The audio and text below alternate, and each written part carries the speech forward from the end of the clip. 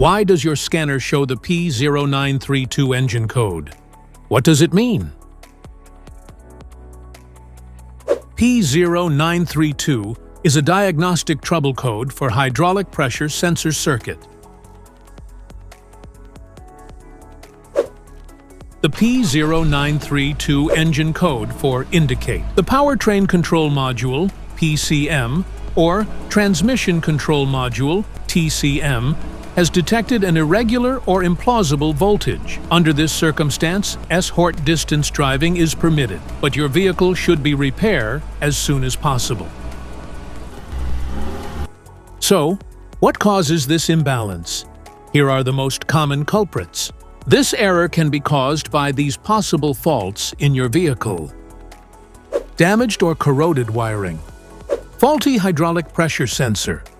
Low contaminated, incorrect. Poor ground connection.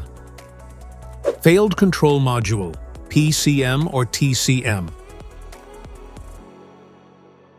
Each DTC code corresponds to a specific issue in your vehicle.